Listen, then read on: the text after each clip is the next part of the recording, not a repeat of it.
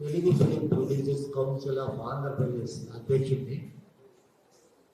గత చాలా సంవత్సరాల నుంచి ఈ టికెట్ రేట్లు ఎన్హాన్సింగ్ గురించి ఎన్నో కోర్టుల్లో కేసులు అవి వేయడం జరిగింది.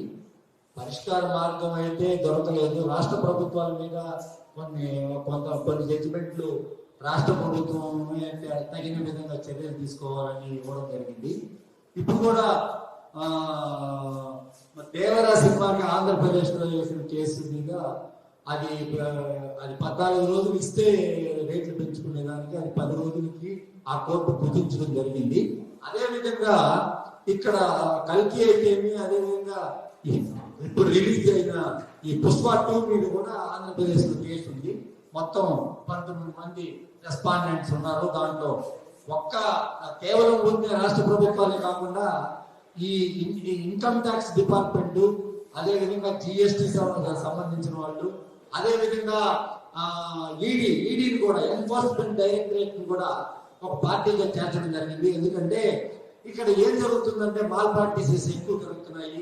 ఈ డబ్బులు ఎక్కడ పోతున్నాయి, ఎక్స్ట్రా డబ్బులు తీసుకున్న డబ్బులు ఎక్కడ పోతున్నాయి, ఏం జరుగుతున్నాయి అనే దానికి ఇది టిప్పు కొలాలు కూడా జరుగుతుందని చెప్పవచ్చు. ఒక రకంగా చెప్పాలంటే ఇట్లా పోయి అట్లా వస్తుంది అనే అనుమానం కూడా కోర్టు వారు అయితే వ్యక్తం చేయడం జరిగింది.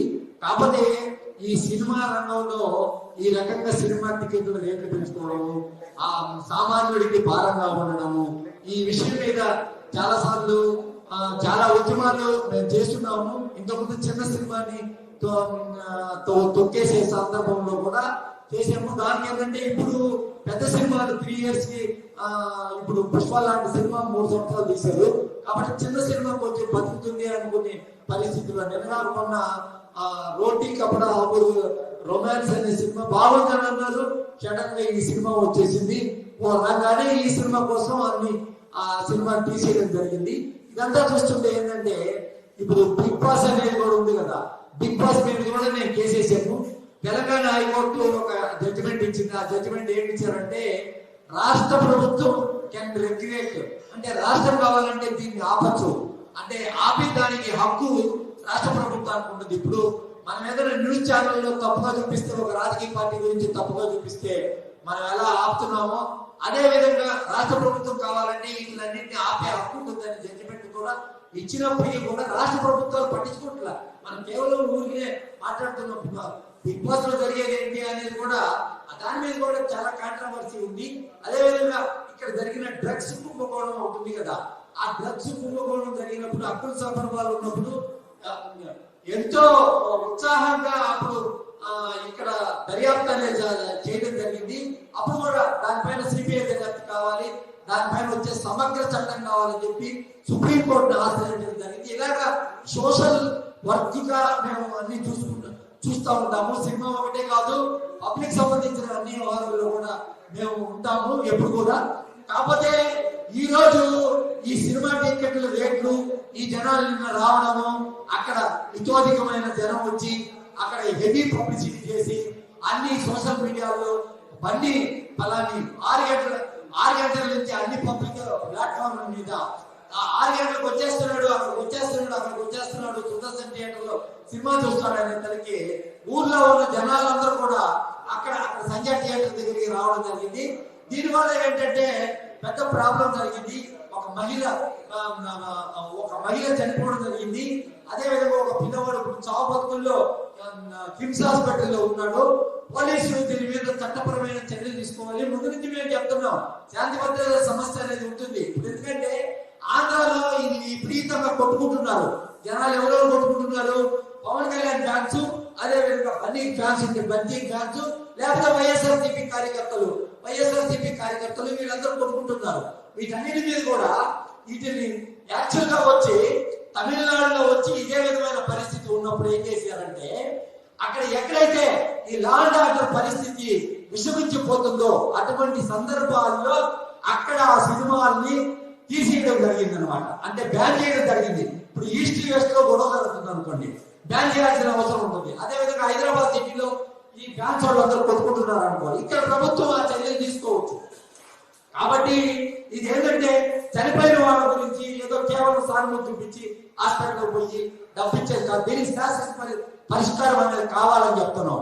ఈ రకంగా మీ ప్రాబల్యం కోసం, మీరు అడ్వర్టైజ్మెంట్లో నటించే దానికోసం, వాటి వాళ్ళు మీరు డబ్బులు చేసుకునే దానికోసం ఫ్యాన్ ఫాలోయింగ్ అని చెప్పి ఈ రకంగా ఫ్యాన్ ఫాలోయింగ్ అని చెప్పి అసందర్భంగా ఉన్న జనాల్ని ఉన్న ఏదో ప్రేమతో వచ్చి మీ సినిమా చూడాలనుకున్న వాళ్ళని ఇబ్బందికరంగా తయారు చేయడం ఎంతవరకు కరెక్ట్ అనేది నేను చెప్తున్నప్పుడు మళ్ళీ మీద మేము ఇప్పుడు చిక్కడపల్లి పోలీస్ స్టేషన్ లో కేసు ఫైల్ అయిపోతున్నాము, ఎఫ్ఐఆర్ అయిపోతున్నాము. ఎందుకంటే అతను అక్కడికి వచ్చి 6 గంటల నుంచి అంత హంగామా చేసి హంగామాగా వస్తున్నాడు అనే తెలికి ఊర్లో ఉన్న జనాలందరూ అక్కడికి వచ్చారు కాబట్టి ఆ జనాల్ని కంట్రోల్ చేయలేని పరిస్థితుల్లో పోలీసు వ్యవస్థ వచ్చింది. కాబట్టి గతంలో మనం చూసుకుంటే దేవరా ఫంక్షన్ కూడా క్యాన్సిల్ చేయడం జరిగింది. ఎందుకంటే మేము మీటింగ్ చేయలేమని చెప్పి పోలీసు వాళ్ళు వద్దని చెప్పే జరుగుతారు. సైబరాబాద్ పోలీసు దాన్ని రద్దు చేయడం జరిగింది లాస్ట్ టైం నవటల్లో. అటువంటి చర్యలు రాత్రి జరగలేదు. వచ్చాడు, చెయ్యి ఊపుకుంటే లోపలికి వెళ్ళిపోయాడు. బయట వేలాది మంది జనాలు వెయిటింగ్. టికెట్ కొన్న వాళ్ళు అయితే లోపల పోలేదు. యాక్చువల్ గా టికెట్ కొన్న వాళ్ళు లోపల పోకుండా ఎవరంటే వాళ్ళు లోపలికి వెళ్ళిపోయారు. టికెట్ కొన్న వాళ్ళు ఇలాగా చనిపోయారు, అర్థంతరంగా చనిపోయారు. చిన్నపిల్లలు అయితే ఎవరైతే చనిపోయారు. ఇది మానవతా దృక్పథంతో అందరం కూడా చింతించాల్సిన అవసరం ఉంది.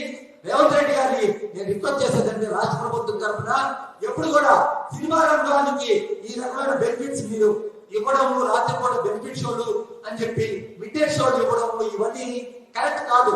మీరు మిడ్ నైట్ షోలు ఇచ్చిన వల్ల వాళ్ళ ప్రజల్లో పెంచుకునే దానికోసం ఒక్కసారి 800 రూపాయల టికెట్, దానిపైన పాప్కార్న్ అయితే ఇతర అన్ని అయితే ఇంక్లూడింగ్ నాలని 1100 రూపాయలు నిన్న అన్ని థియేటర్లలో కలెక్ట్ చేయడం జరిగింది.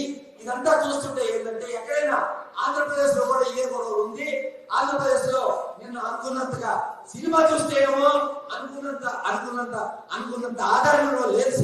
సినిమా వచ్చి యావరేజ్ తాకుంది. నేను కూడా చూసాను సినిమా. అంత జనరంజకంగా మెచ్చుకునే విధంగా ఇదేదో పెద్ద సూపర్ హిట్ అయిపోయింది. అక్కడ ఆడుతుంది, ఇక్కడ ఆడుతుంది. బొంబాయిలో ఆడుతుంది అంటారు, అక్కడేమో ఖాళీ ఉంది. ఢిల్లీలో ఆడుతుంది అంటారు, అక్కడేమో ఖాళీ ఉంది. పట్నాలు ఆడుతుంది అంటారు, అక్కడేమో ఖాళీ ఉంది. అన్ని దిక్కుల్లో వేగంటిగా ఉంది. కర్ణాటకలో ఎక్స్ట్రా షోలు అన్ని రద్దు చేయడం జరిగింది. అదేవిధంగా తమిళనాడులో కూడా రద్దు చేయడం జరిగింది. కాబట్టి నేనేం చెప్తానంటే రాష్ట్ర ప్రభుత్వాలు ఈ రకంగా ఏదో సినిమా వాళ్ళు బెనిఫిట్ చేసే దానికోసం వాళ్ళు సినిమా వాళ్ళు ఏదో అదంతరంగా వచ్చి అడగడం కానీ, ఒక అప్లికేషన్ పెట్టగానే వాళ్ళ బడ్జెట్ ఏంటి, వాళ్ళు ఏం తీసారు సినిమా, వాళ్ళు అన్ని ట్యాక్సులు కట్టారా లేదా, జిఎస్టీలు కట్టారా లేదా, ఇన్కమ్ ట్యాక్స్ కట్టారా లేదా, ఇవన్నీ కూడా ఆచరణలో తీసుకొని ఒక కమిటీని ఫామ్ చేసి ఆ కమిటీకి ఆ హక్కు ఇచ్చి అప్పుడు పెంచుకునే వెసులుబాటు ఇవ్వాలి. కానీ ఇంత ఎక్కువగా పెంచుకునే వెసులుబాటు అయితే తప్పకుండా ఇవ్వాల్సినంత అవసరం అయితే లేదు. ఎవరో వ్యాపారం చేసుకునే దానికి సామాన్యులను ఇబ్బంది పెట్టడం. సినిమా ప్రవర్స్ ఎంతమంది ఉంటారంటే రాష్ట్రంలో ఉన్న ఈ తెలంగాణ రాష్ట్రంలో ఉన్న 4 కోట్ల మంది జనాభాలో 80 లక్షల మంది సినిమా చూసే వాళ్ళు ఉంటారు. ఈ 80 లక్షల మందిని కేవలం సినిమా రంగంలో పనిచేసే వాళ్ళు, సినిమా రంగాన్ని ఆధారపడి చేసే వాళ్ళు 2 లక్షల మంది వరకు ఉంటారు. ఈ 2 లక్షల మంది బెనిఫిట్ కోసం 80 లక్షల మందిని ఇబ్బంది పెట్టడం, సామాన్యులను ఇబ్బంది పెట్టడం ఎంతవరకు కరెక్టో ఈ ప్రభుత్వాలు సమాధానం చెప్పాల్సినంత అవసరం ఉన్నది.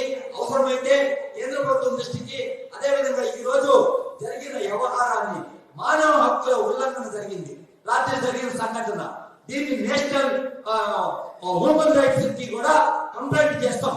ఆన్లైన్ కంప్లైంట్ చేస్తాము. ఇప్పుడు చిగరవల్లి పోలీస్ స్టేషన్ లో కూడా కంప్లైంట్ చేయబోతున్నాము. ఎవరైతే దీనికి బాధ్యులయ్యారో వాళ్ళకి తప్పకుండా మేము అన్నదారులుగా ఉంటాము. ఎందుకు ఉంటాము అనే దానికి ఏంటంటే తప్పకుండా ఉండాలి. అది మన ధర్మం అన్నమాట.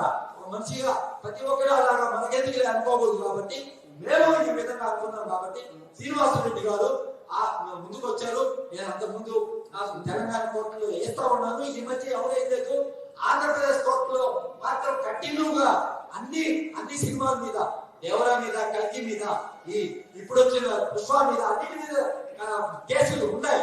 జడ్జిలు కూడా నవ్వుతున్నారు. అక్కడ జడ్జిలు కూడా నవ్వి ఏదో రిజర్వ్ జడ్జిమెంట్ అని ఇచ్చారు. What is the reserve judgement అంటే, నిన్న రాత్రి సినిమా రిలీజ్ అయితే రిజర్వ్ జడ్జిమెంట్ అన్నారు. ఆ జడ్జిమెంట్ ఏమి ఇస్తారు అనేది ఈ రోజు సాయంకాలం లోపల తెలుస్తుంది. కాబట్టి తప్పకుండా మేము అయితే ఈ లక్ష్యం దిశగా ఈ టికెట్ రేట్లు పెంచకుండా ఉండే దానికోసం నిరంతర పోరాటం చేస్తూనే ఉంటామని తెలియజేస్తున్నాం.